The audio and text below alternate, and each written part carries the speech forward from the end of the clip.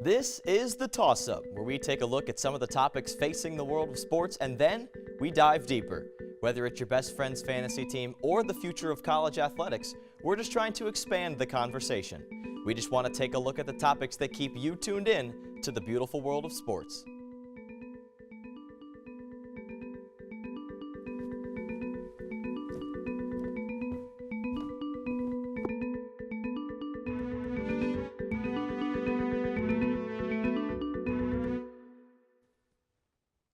It's not about how you start, it's about how you finish. Don't believe me? There's an example right here in Bloomington. The Indiana women's basketball team limped to a 7-8 record going into the new calendar year. They then dropped 4 of 5 games, and then won 9 of their last 11 before running through the WNIT to cap off the historic careers of Tyra Buss and Amanda Cahill. The Indiana men's team lost home games to Fort Wayne and Indiana State in the first half of their season, and sat at 8-6 heading into the 2018 portion of their schedule. Conference play would prove to be just as mediocre for the Hoosiers without a signature win and a couple of head-scratching losses. Regardless of record, both programs seem to be going in the right direction. But how steep is the upward slope? Who will replace 2 of the, if not the 2 greatest, players in Indiana women's basketball history? What can Archie Miller do with his first recruiting class? A lot of questions linger ahead of a couple of anticipated seasons for Indiana hoops. Hi everybody, I'm Michael Dugan. Joining me on the panel this week, we have IUS TV basketball reporter Michael Tilka, the Hoosier.com's Taylor Lehman, and the IDS basketball beat reporter Murphy Wheeler. Guys, are we ready to talk some IU hoops? Listos. Vamos. All right, so first question regarding the men's team. What grade would you give this past season? Now, I know it's hard going into the first season and everything like that, but I would give Archie Miller a C- for this year's performance. Like you said in your opening monologue, they had some really head-scratching losses. Obviously, those Indiana State and Fort Wayne losses are pretty rough, but those were very early on in the season and are kind of excusable. But at some point, you thought that they beat at least Rutger in the Big Ten tournament in Madison Square, but obviously didn't happen. And the lack of that signature win that they were looking for all season puts me at a C- grade for the team. Yeah, I would give them a C+. I understand the C-, the grade there, but the reason I'm giving them the C+ is because of the improvements on defense. I would have given them a B- had they made the NIT, but the way that Archie Miller kind of came into the season, he was trying to convince guys like Al Durham and Clifton Moore to stay with the program, and then eventually Al Durham, you saw what he was able to become. He was able to become somewhat of a reliable, ball handler, and that's something that IU is going to need going forward. And then Juwan Morgan's development, just him as one of the best guys in the Big Ten, as the 4 and the 5, and sometimes the 3. I think Juwan Morgan is a huge reason why I give them a C+. Yeah, I agree with a lot of the things you said there. I thought the defense improved a lot, and I thought, like you said, Juwan Morgan's development was really promising. I think I'd be a little bit higher on this season, maybe give it around a B, B-, somewhere around there, just because I think they put in a good system that Archie Miller wanted to put in. It's his system. He got his players acclimated with it. Now he has some seniors graduate. Now he has the players left over from this team moving forward that have bought into this system, and I think that's really good moving forward for them. A postseason berth would have been great for this team, but I think they still have laid the groundwork that they wanted to in Archie Miller's first season. Same question, other team. What grade would you give the women's team? I'm going to give the women's team a B grade, and the B stands for Buss, for obvious reasons. She absolutely dominated for this team this year, but obviously one of the things that sort of held back this team, again, like in your opening monologue, was that sluggish start. But eventually, 2018 rolls around, they're able to pull things together. A phenomenal run in the WNIT, 5 of their 6 wins coming with double-digit victories all at Assembly Hall, and just a phenomenal season and a phenomenal end. Yeah, I give them a B+. I want to give them an A because ending the careers of Tyra Buss and Amanda Cahill the way that they did, getting that WNIT championship. But Buss, when Buss was struggling in the middle of the season, especially in the sluggish start that you mentioned, Michael, Amanda Cahill really stepped up. And then later on in the season, Jalen Penn and Ben Duyaney, 2 freshman guards, they really stepped up as well. But I want to give them a B+ just because they won the WNIT, and that's something they've never done before. They went the deepest into a postseason run than they've ever gone before. They've never won more than 3 games. Yeah, I'd give them like an A-. I think I would just go above you there. I think it'd almost be an A+ if they would have made the NCAA tournament and kind of, made a big development over their season when they started at 8-12 at one point in January to 3 months later. They ended up cutting down the nets in the WNIT, but the NCAA tournament would have been just a little bit higher for this team, I'm sure. And, we talk a lot about how it was a good end to Tyra Buss and Amanda Cahill's careers here, but I think the bigger thing that also kind of helps this team go into that A conversation for the season is the development of their freshman guards like Jalen Penn and Ben Duyaney. They developed so much throughout the season that it's really going to have a lot of help for them moving forward just because they're going to be the players that this team relies on. Sticking with the women's team, what was the biggest storyline that developed throughout this past season? I would say the growth of Jalen Penn. And I mean, you could say Ben Duyaney in the WNIT championship, but I think Jalen Penn probably played the biggest role offensively and defensively. Ben Duyaney was definitely more of a defensive specialist before she started picking up offensively. But Jalen Penn, she looks to be a really good pull-up jumper and somebody who can handle the ball when Tyra Buss, has graduated and moved on next season.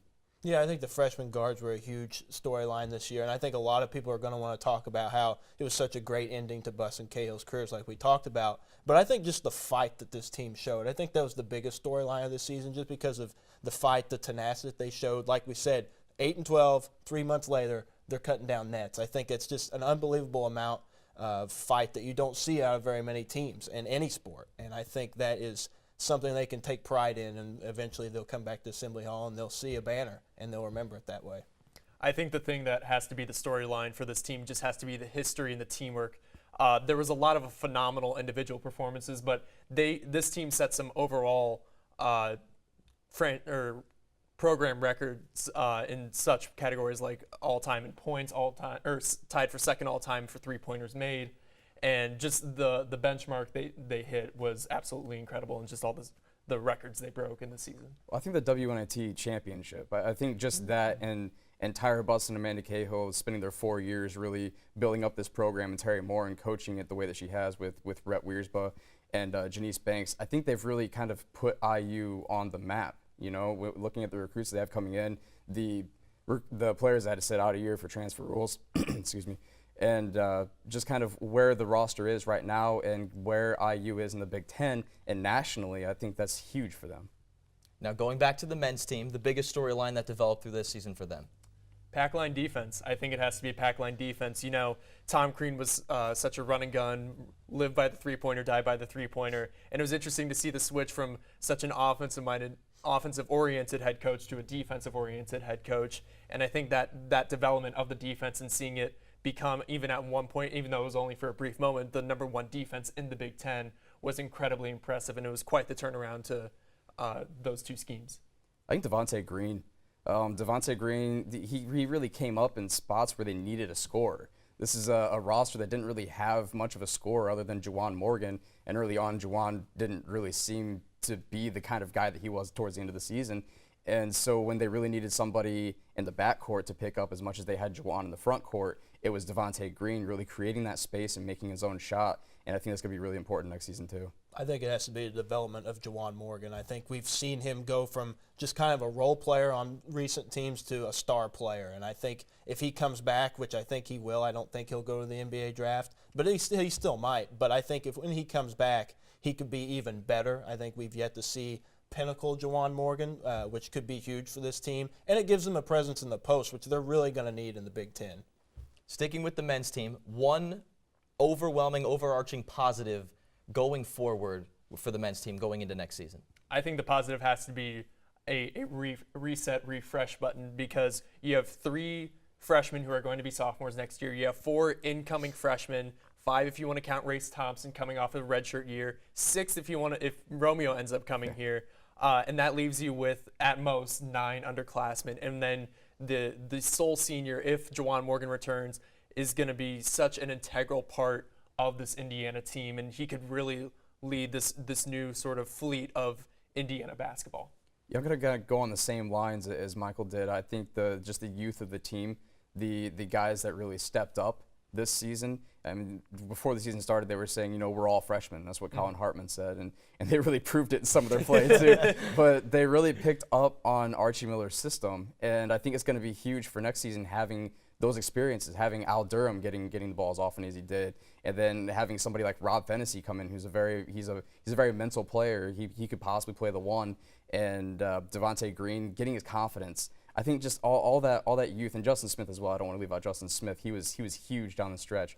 So just all of those young guys just panning out the way that they did this season will be great for next season. Yeah, I'll stick with the youth. I think recruiting moving forward is going to be huge for this team. Archie Miller really set the groundwork for a good recruiting class coming in next year. He's kind of stayed with that plan that he wanted to talk about when he first got here, which is inside-out recruiting. He's hit the state of Indiana really hard, gotten some really good players that I think could make an impact right away next season. Robert Fennessy is a guy that could do that in the backcourt. Demezi Anderson, Jerome Hunter are guys that could be really good shooters for this team moving forward. And, someone like Race Thompson, who spent a year as a redshirt, he's learned that system now. I think he could step in right away as well. And I think the most impressive part of this inside-out recruiting is that he went into enemy territory and got these recruits. He went into South Bend, got Demezi Anderson, went into West Lafayette, got Robert Fennessy, just absolutely incredible. I think you guys know where this one's going. The women's team, one positive going forward for them. I think just the momentum. I think Terry Morton's done a phenomenal job over these past few years of building up a program basically out of nothing, it felt like. Having over 13,000 people show up for the WNIT championship and just keeping that momentum going forward in these next few years with players like Ben Duyaney and Kim Royster and things like that. I think the standard that they set in winning the WNIT championship, having players like Amanda Cahill and Tyra Buss graduate on top, in their careers with a win, it's something that really, I remember Ben Duyaney saying before the championship game that, they want to win for Tyra and Amanda. And then after the championship game, she said, they've shown us what it's like to work and to really work hard, because those are, Jalen Penn and Ben Duyaney and then Lindsey Marchese, they were three freshmen coming right out of high school. They didn't really understand what it was like to work at a college level. And I think Tyra and Amanda really showed what's going to have to be done moving forward if they want to taste more victory in postseason play. And I don't know if it's going to translate to NCAA tournament berths down the road, but at least the WNIT championship is huge. Yeah, it's got to be that foundation they laid this year. The WNIT championship is one thing. Now they're going to work towards an NCAA tournament berth again, like they did 2 years ago. I think just this run has really helped them in a lot of ways. You talked about how they had 13,000 fans at their WNIT championship game, which was 3,000 more than their original record. Even the media coverage. Me and Taylor can kind of talk about this, where for most of the year it was maybe 4 media members, consistently covering the team. That was quadrupled by the end of the year, which is amazing. And then, their recruiting is really coming along as well. Jalen Penn was their first 5-star recruit in school history or in program history, and now they've got another one at Grace Berger coming up as well. So there's just a lot of things in the works right now that could really help this team. All right, well, we're going to cut to break real quick, but coming up after the break, our panel is going to play a little buy or sell, and we're going to do our lightning round, so stick with us.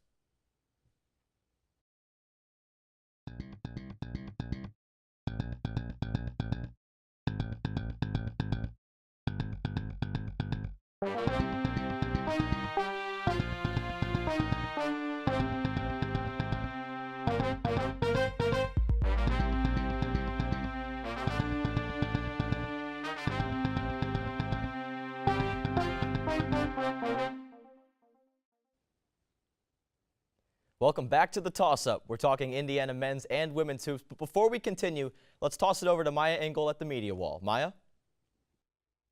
Thanks, Michael. It's that awful time of the year again when college basketball has come to a close. But don't be too sad, because now it's time to start looking ahead at the Hoosiers' new recruits for the 2018-2019 seasons. Let's take a look at Archie Miller's first recruiting class at IU. First up, we have the 4-star small forward Jerome Hunter from Pickerington, Ohio. Hunter is currently the highest rated player for IU in the 2018 recruiting class right now, and rightfully so. Hunter averaged 20 points and 10 rebounds during his high school career at Pickerington North. At 6'7", Hunter uses his height and build to his advantage at the small forward position. No matter where he is in offense, Hunter is always dangerous. This kid is never afraid to drive the ball, but where he really shines is behind the arc, especially in catch-and-shoot scenarios. This is something IU was really lacking this year, and the Hoosiers are in desperate need of a confident shooter like Hunter. Next up, we have Indiana native Damizi Anderson. The 6'6" small forward led South Bend Riley High to a 26-1 record last season. While averaging 20 points a game, the four-star recruit turned down offers from UConn, DePaul, Michigan, and Purdue. Staying in state was important to Anderson, and although Matt Painter and the Boilermakers were his first offer, he felt a better connection with Archie Miller in the city of Bloomington itself. Joining Anderson is yet another 2018 Indiana native, Robert Finnessy. Finnessy is a four-star point guard at Lafayette's McCutcheon High School and averaged an incredible 30 points per game his senior year. He ended his high school career with a total of 2,023 points and 565 assists. Despite living in Purdue territory, Finnessy always has his eyes on IU, and IU has had their eyes on Finnessy for quite some time now. In fact, when Finnessy was only a sophomore in high school, former coach Tom Crean offered a scholarship to Finnessy. Since then, Archie Miller has worked his recruiter magic and kept one of Indiana's top recruits to stay with the Hoosiers. Last on the list of recruits is three-star Jake Forrester. The 6'9" power forward chose Indiana over Xavier, Pittsburgh, Seton Hall, and Virginia Tech. It didn't take long for Forrester to decide on IU. As a matter of fact, Forrester committed to Indiana only one day after visiting Bloomington. Forrester is ranked the 168th in the 2018 class and is the third best player in the state of Pennsylvania.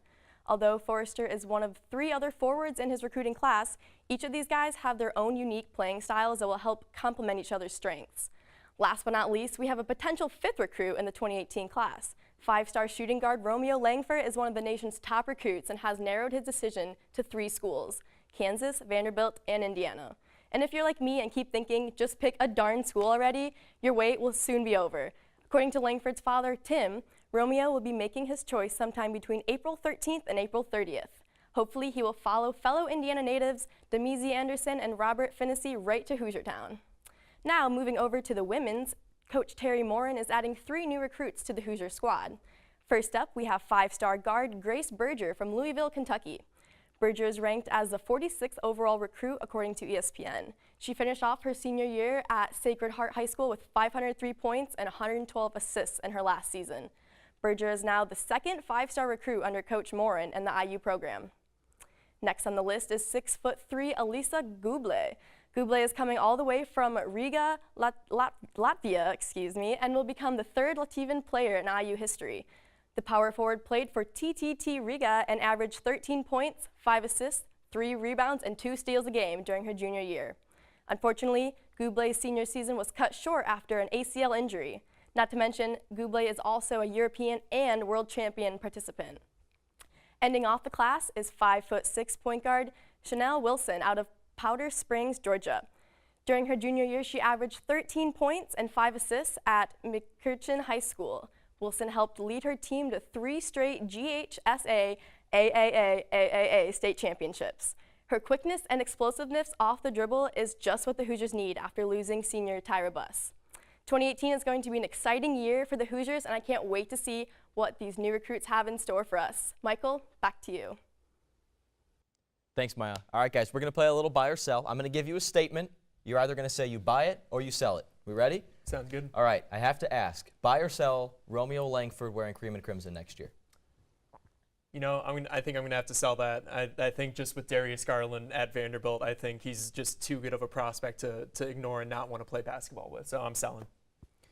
Honestly, I was told that 15 McDonald's All-Americans were surveyed and asked where they thought he would go, and was split right down the middle in all 3 schools.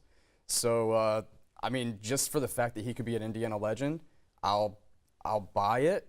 But really, nobody knows. Not even Romeo knows at this point. Yeah, I mean, part of me wants to think, why would he wait this long if he wasn't going to IU? You know, would he play in front of these Indiana crowds if he wasn't going to go to IU? That's over now, so I'm not really sure where he's going to go. I'll buy it. Maybe it's just wishful thinking, but I'll say I'll buy it, I guess. So his presence splits this next question into 2 separate questions. So I'll ask 2 separate questions. The first one, chances the men's team makes the tournament next year, buy or sell with Romeo? Oh, I buy, absolutely. I think we've seen it countless times with players going to programs not as good as Indiana when Colin Sexton, for example, he took Alabama to a new height and got them to the NCAA tournament. Michael Porter Jr., to an extent, he missed most of the season with Missouri this year, but they still made it to the tournament. So I think he just makes 2 or 3 extra wins here or there, and I think he gets them into the tournament. Not only do I buy it, I will say that they will go to at least the Sweet 16 because I see him pairing up with Juwan Morgan, having 2 scoring threats in the front court and the back court like that, and then also having Devontae Green and Rob Fennessy who can also score in their own right, and then Justin Smith. I mean, there are going to be so many more improvements if you add a player like Romeo in there. I mean, the sky is really the limit. It's just getting him here. That's going to be the difficult part for them. Yeah, I think I would buy it too. And kind of speaking about the instances that Michael was talking about, that's even happened here at IU. It kind of reminds me of during the Kelvin Sampson era when they got Eric Gordon, who was another highly touted recruit out of high school. He really elevated that team to the next level. They were probably still an NCAA tournament team, but Eric Gordon made them that much better. I think Romeo could do that with this team as well. Buy or sell the fact the men's team makes the tournament without Romeo? I still think I'm going to buy. I don't think they have quite the success that Taylor was talking about. I don't think it's a Sweet 16 appearance, but I think they could be on that bubble, sort of type of last 4 in. But I think you don't have those dumb losses like last year against Indiana State and Fort Wayne. The defense looks more solid, and I think overall they're just a better team. I'm going to buy as well. And the biggest reason being is what Michael said, the defense. At the end of last season, we saw how improved that pack line defense was, and we saw kind of what Archie Miller wanted to develop here in Bloomington. And I think if he can only make it better in this offseason, then it's going to push them over that hump. And I mean, just his second year getting them to the NCAA tournament would be huge for Archie Miller. Yeah, I think I'll buy it too. Juwan Morgan could get better. Deron Davis is going to get better as well. I mean, he's going to come back from an injury. He'll join Morgan in the front court. I think this could be a much improved team. I think the freshman, Devontae Green, all of those guys could get better. And I think the team could, like Michael said, kind of be a bubble team a little bit. Now, I know they lost 2 absolute legends, but they still have a plethora of weapons coming back next year. Buy or sell Indiana women's basketball making the tournament next year? Oh, buy, absolutely. This team was on the verge, they were on the bubble this year, even though they lose Cahill and Buss. They have players like Berger, a 5-star recruit coming in, and they still keep tons and tons of talents. And on top of all that, they have a couple transfers that had sat out this season who are also known to have some fantastic talent. I think Terry Morin keeps this team going in the right direction, and I think they pick up at least 1 win in the tournament. All right. I hate to say it, but I'm going to sell. And the reason I'm going to sell is because I think Tyra Buss and Amanda Cahill, while they're both productive on the court, I think what really went understated was their leadership. When they needed somebody, when the younger players needed somebody to show them how to practice, Tyra and Amanda were those 2 players.